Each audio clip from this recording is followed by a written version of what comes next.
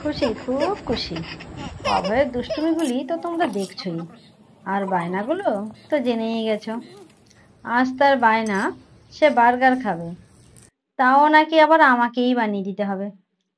যাই হোক, বায়না যখন ধরেছে পূরণ তো করতেই হবে। কি ভাবছো? কি ভালো ছেলে, কি সুন্দর খাবার খায়। মোটেই না, ফাস্ট ফুড খাওয়ার বেলাতেই। এমনিতে বাড়ির খাবার কিচ্ছু খায় না। ভাত খাবার বেলাতে তো ঘন্টার পর ঘন্টা লাগে। যাই হোক, ঘরের উপকরণ দিয়েই আমি বার্গার বানানো শুরু করেছি। প্রথমেই রুটিটাকে মাঝখান থেকে দু টুকরো করে গরম করছি, আর পাশাপাশি পেঁয়াজ, টমেটো ও ক্যাপসিকামগুলোকে রিফাইন অয়েলে ভেজে নিয়েছি।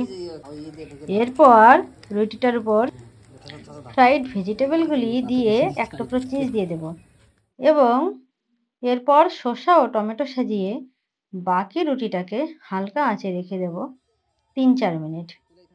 চাইলে এর মধ্যে একটা ভাজা ডিমও দিয়ে দিতে পারো, এতে টেস্ট আরও ভালো হবে। যাই হোক, আমাদের বার্গার তৈরি হয়ে গেছে।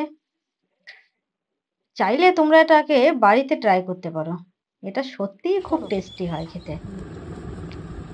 দেখো অভয় কতটা খুশি হয়েছে। প্রত্যেক মাই চায় তার বাচ্চাকে খুশি দেখতে।